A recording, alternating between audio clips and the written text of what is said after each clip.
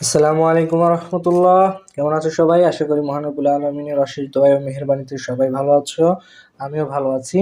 তো আজকে তোমাদের সামনে চলে এসেছি যে পদার্থবিজ্ঞান দ্বিতীয় পত্রের যে অধ্যায় ভিত্তিক আমরা টাইপ ভিত্তিক যে বিগত 8 বছরের প্রশ্ন অ্যানালাইসিস করে দিচ্ছিলাম, আজকে তৃতীয় অধ্যায় অর্থাৎ চলতরিৎ নিয়ে আমরা আলোচনা করব। গত পর্বে স্থির তড়িৎ নিয়ে আলোচনা করা হয়েছে এবং এই অধ্যায় ভিত্তিক অ্যানালাইসিসগুলো আমাদের প্লে লিস্টে দেওয়া আছে, আমাদের চ্যানেলের প্লে লিস্টে তোমরা দেখে নিবা। তো আজকে আমরা আলোচনা করব চলতরিৎ, এই যে চ্যাপ্টারটা আছে এই চলতরিৎ এই চ্যাপ্টারটা নিয়ে আলোচনা করব। এখান থেকে কী কী ইম্পর্টেন্ট সেগুলো দেখার চেষ্টা করব। তো চলতরিৎ থেকে যে বিষয়টি ইম্পর্টেন্ট সেটা হচ্ছে যে দুটি বিন্দুর মধ্যবর্তী বিভব পার্থক্য নির্ণয় করতে হবে। অর্থাৎ এখানে একটা বিন্দু আছে Q1, এখানে একটা বিন্দু আছে Q2, এই মধ্যবর্তী যে বিভবটা হবে, ঠিক আছে, এই বিভবটার মান তোমাকে নির্ণয় করতে হবে। তারপরে একটি রোধ অপসারণে প্রবাহ মাত্রার পরিবর্তন কেমন হবে, জাস্ট দুইবার এসেছে।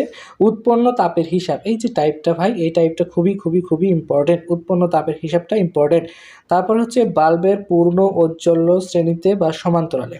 বাল্বটা পূর্ণ উজ্জ্বলতা কোথায় পাবে? শ্রেণীতে সংযোগ দিলে পাবে না সমান্তরাল সমবায়ে সংযোগ দিলে পাবে? এই টাইপের ম্যাথটা খুবই খুবই ইম্পর্টেন্ট। রোধ যুক্ত করে ব্রিজের সমবস্থা, এটাও ইম্পর্টেন্ট। তারপর হচ্ছে পর্তনের মোট প্রবাহ কত, অর্থাৎ আয়ের হিসেবটা দেখায়। বিভিন্ন রোধগুলো দেওয়া থাকে, ওগুলোকে তুল্য রোধ নির্ণয় করে বিভব পার্থক্য দিয়ে ভাগ করে এইটা করতে হয়। আবার I = E/R+R এই সূত্র দিয়েও করা যায়। হ্যাঁ, কত রোধ কীভাবে প্রবাহযুক্ত করলে প্রবাহ মাত্রা কত হবে, বা কোন রোধের কারণে প্রবাহ মাত্রা, মানে R2 রোধের মধ্যে দিয়ে প্রবাহ মাত্রা কত, R3 রোধের মধ্যে দিয়ে প্রবাহ মাত্রা কত, আবার ওই একটা রোধ সরায় দিলে প্রবাহ মাত্রার কত পরিবর্তন হবে। এই টাইপের অঙ্কগুলো কিন্তু ইম্পর্টেন্ট। অর্থাৎ সোজা কথা ভাই, এখানে যে 13টা টাইপ দেওয়া আছে, এই 13টা টাইপ একটা অধ্যায়, ভাই একটা অধ্যায় থেকে তুমি 13টা টাইপ কেন করবা না বলো? একটা অধ্যায় থেকে 13টা টাইপ যদি না করে যাও, তাহলে তুমি অধ্যায় থেকে কী করবা? তো এই 13টা টাইপ সবাইকে করতে হবে, কোনো ইম্পর্টেন্স নাই, জাস্ট এই 13টা টাইপ করে যাবা, শেষ, কোনো কাহিনী নাই। ইনশাল্লাহ পরীক্ষা কমন পড়বে, এই 13টা টাইপ করে থাকবা। তারপরেও যে বিষয়গুলোকে গুরুত্ব দিতে হবে সেটা আমি বলে দিচ্ছি, কিন্তু এই 13টা টাইপ কিন্তু অবশ্যই করতে হবে, ঠিক আছে? কারণ এটা কিন্তু তোমার বোর্ডে যে বারবার আসবে এমন কিছু না, কিন্তু এটা অনেক বোর্ডে আসছে। অর্থাৎ এই বছর হয়তো রাজশাহী বোর্ডে আসে নাই, কিন্তু ঢাকা বোর্ডের প্রশ্নটা চলে আসছে, ঠিক আছে? তারপরে ওই বছর দেখো বরিশাল আসে নাই, কিন্তু রাজশাহীতে চলে আসছে। তো এই টাইপগুলোর মধ্যে থেকেই কিন্তু প্রশ্নগুলো হয়, তো এটা মাথায় রাখবা। আচ্ছা, তারপরে দেখো রোধ নির্ণয় করো, এটা খুবই সহজ, গ নম্বরে আসে এই প্রশ্নটা সাধারণত। এই প্রশ্নটা কিন্তু পারতে হবে, রোধ নির্ণয় এটা পারতে হবে। তারপরে কির্শফের যে সূত্র আছে, কির্শফের সূত্রের সাহায্যে প্রবাহমাত্রা নির্ণয়, এটা কিন্তু অনেক সময় আসে।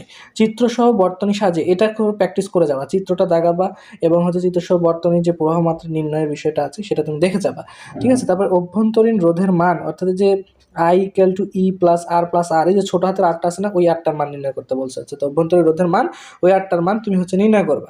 তারপরে দেখো অ্যামিটারের পার্ট নির্ণয় করো, ভোল্ট মিটারের পার্ট নির্ণয় করো। হ্যাঁ, এরকম টাইপের ম্যাথ খুবই ইম্পর্টেন্ট না, একবার এসেছে, কিন্তু অ্যামিটারের পার্ট নির্ণয় করো, এটা একটু দেখে যাবা। অ্যামিটারের পার্ট নির্ণয় করে এই সূত্রটা দেখে যাবা। তারপরে যে বিষয়গুলো তোমাকে লাগবা, 13টা টাইপ না, আসলে এখানে 20টা টাইপ আছে, 20টা টাইপ।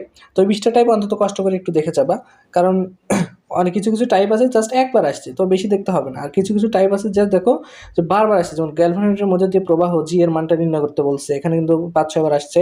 এবার ব্যয়িত তড়িৎ শক্তির হিসাব, মানে যে বিদ্যুৎ বিলের হিসাবটা, হ্যাঁ, তারপর কতটুকু ব্যয় হলো ওটা হিসাবটা দেখতে হবে। অ্যামিটারের পাল্লা বৃদ্ধি, এন এর মান মনে হয়, হ্যাঁ, এন এর মান নির্ণয় করতে হবে। শান্টের পরিবর্তিত রোধ, এগুলো একবার করে আসছে, এতটা ইম্পর্টেন্ট না। উৎপন্ন তাপ শক্তির হার জাস্ট দেখে যাবে একবার করে।